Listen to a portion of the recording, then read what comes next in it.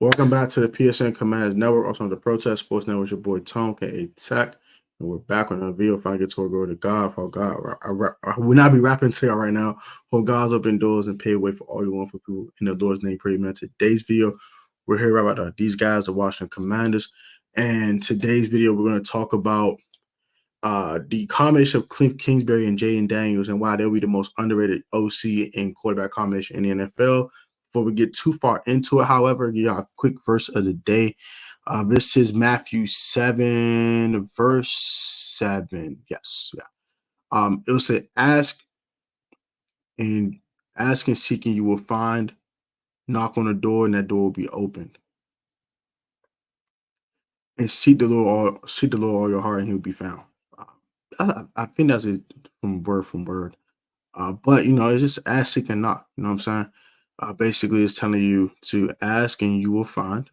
Ask the Lord the questions of your heart. As long as they're not like sinful desires, anything like that. Seek the Lord and you'll find them. And then knock on the doors and they'll be open for you. So that's kind of self-explanatory. But you want to get to the 120 mark, you can get right into the content. So Jayden Daniels and Kliff Kingsbury, right? So Kliff Kingsbury has coached quarterbacks such as Patrick Mahomes in Texas Tech. He has coached Kyler Murray in Arizona. He has coached also Johnny Manziel back in Texas A&M.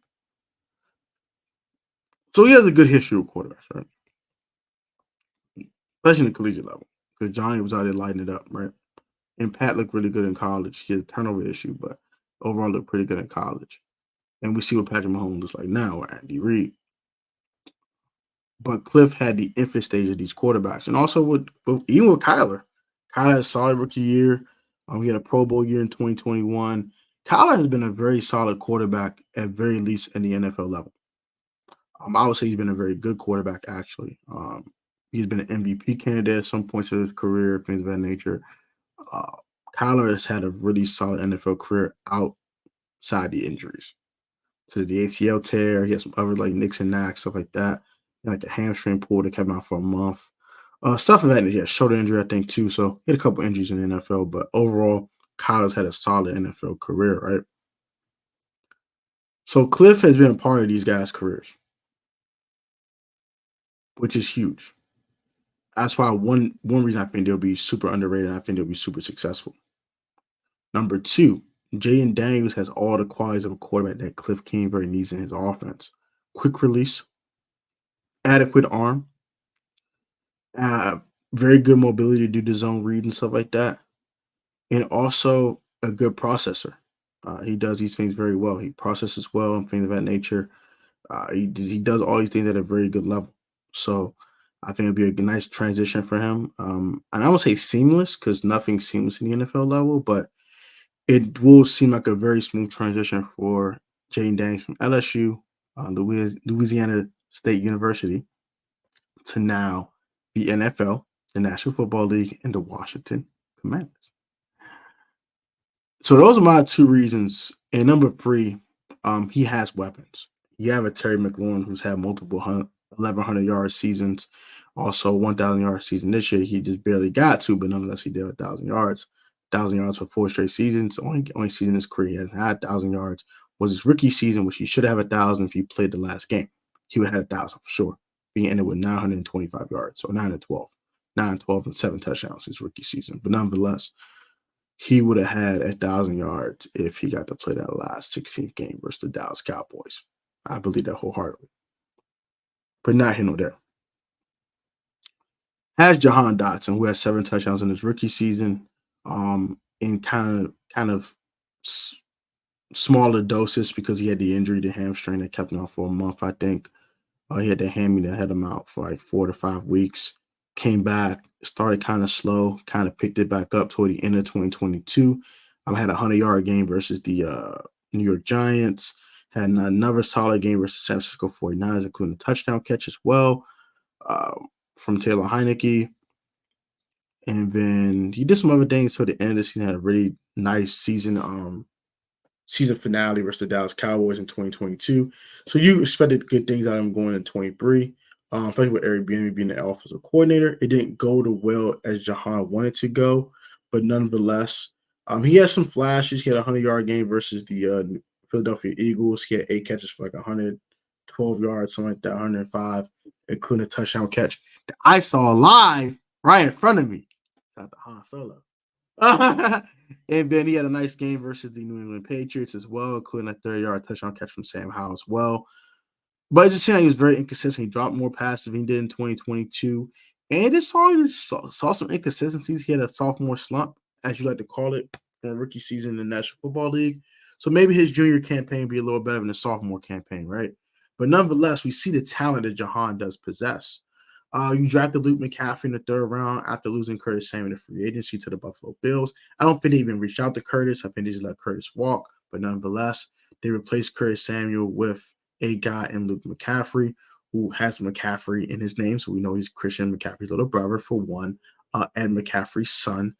His mom is some very athletic traits to her as well. She ran a 4.5 40 while pregnant. That's crazy. That is insane. But nonetheless, Luke has a ton of talent in him. He just started playing wide receiver position 2 years ago. He had a 900-yard season with 13 touchdowns. I give it's at Rice, but nonetheless, that's still pretty productive for a guy who's just learning the position of wide receiver. You add a guy like Ben Sinnott in the second round who can play fullback and tight end. Remind me a lot of Chris Cooley. I have a Ben Sinnott breakdown coming down shortly down the pipeline this week as well. But yeah, add Ben Sinnott to this offense. You have Zach Ertz, who's a very renowned tight end around the league. He's had really good years. He's had 1,000-yard seasons as a tight end. Has 100-catch seasons as tight end. This has some decent production in Arizona before the injury started hitting him, and then this past year he didn't play much, and he was like an emergency tight end for the Detroit Lions. So he's on a 1-year deal. So we'll see what Zach Ertz brings to the table this season with the Commanders. So got some weapons. You got B-Rob and you got Austin Eckler in the backfield. Brian Robinson Jr. showed that he can catch the ball a lot better than I thought after his rookie season, his sophomore year. He's the one of the guys actually improved from his rookie to sophomore campaign, had about 800 yards rushing on about 200 attempts or so, maybe 205, something like that. He think he had 3 touchdowns rushing, and he had like another 3 receiving. He had like about 300 yards. He had a 100-yard receiving game last year. So we saw that he improved his catching ability. He can help in scramble drills, get open, stuff like that. A little bit more nimble than we thought with Brian Robinson Jr. So, and Austin Eckler can do is a pass catching back. So, you got a double threat there at running back. The only thing you got to question about is the offensive line. Who's going to be your 5 guys? And can these 5 guys protect Jayden Daniels enough to really get things going and help this offense? But I will say the scheme will help the offensive line first and foremost, like I stated in my in the Notion video, that the scheme will allow Jayden Daniels to get the ball out quick. Also, the threat of him running will have less pass rushes on him during passing downs as well. You had to put a spy on him, which is one less guy to rush the passer with, right? So you really can't blitz him either because he can run. So it kind of limits your your pressure packages a little bit, which gives Jayden more time, first and foremost. Number 2, we improved the offensive line. We're picking up Nick Allegretti in free agency. You pick up Tyler Biadasz, which is a huge upgrade as center over the guys we had in 2022, such as Nick Martin and guys like that. Chase Roulier, who I think just retired, I think, as well. So I'll say outside of Chase Roulier, he was definitely an upgrade over other guys. And whoever was our center last year, who was our center last year? Do you ever revolving door again? It was Nick Gates, and then it was what's his face? Can't think of his name, but he's an upgrade over them. Right? Nick Gates was trash, and then the other guy that replaced him, yeah, I can't think of his name on top of my head, but what was his name, bro? Because Nick Gates was absolutely awful, but we had someone else come in for him, and he did a decent job. but it wasn't great either. But I can't think of his name. Don't quote me. But yeah, I can't think of that dude's name. Why can I think of that man's name, bro? It's really starting to get on my nerve. I can't think of this man's name, bro. I really can't think of it. I really can't think of it. Can't think of it, bro. I know Colin played right guard most of last year, right? And then we had Wiley play center. We had Leno play left tackle. Yeah, I can't think of it. I know we had Sadiq playing left guard for a little while, and we had a revolving door on that position because of injuries and stuff. Who was the other center? Tyler Larson. There we go. Got it. Sorry about that, guys. It's Tyler Larson. But he's an upgrade with both of those guys. So he's an upgrade with Nick Gates and Tyler Larson for sure. So huge upgrade there from Tyler Larson and Nick Gates to Tyler Biotish. You got Cosme at right guard, which I think he could be an all-pro at that position. And I do think we have a guy, either like Cornelius Lucas at right tackle, or you're gonna have Brandon Coleman, which I think would be a lot better than Andrew Wiley was last year as well. So you upgrade your right tackle and your center positions a lot. Nick, we'll see what's up with left guard if it is Nick Allegretti, but I think that's even an upgrade over we had Nash and Sadiq Charles and whoever was stepping in for him after injuries. And then we just gotta know what the left tackle is. We're gonna sign left tackle, whatever, but that's not here nor there. Back to Kliff. So these are the reasons why I think they're gonna be so underrated. One, like I said, the offensive line should play better. Could we upgrade the offensive line?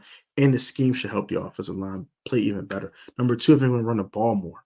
Running the ball is huge. Running the ball allows defensive lines to get beat up. It lets you establish a line of scrimmage and allows you to impose your will on the opposing defense. Number three, I think that Terry McLaurin is going to find had that breakout season we're looking for. He's going to find the targets. He's going to find be a focal point, and I think it's going to show early and often in every week, in every game, as well as early in the season. We're going to see it early. We're going to see a 12, 13 target game for Terry. 14, 15 target game for Terry, stuff like that. They knew how to get DeAndre Hopkins the ball in Arizona, so I believe that we're going to find a way to get Terry the football early and often, and he's going to be able to be a focal point of our offense. Number three, I'm not number four.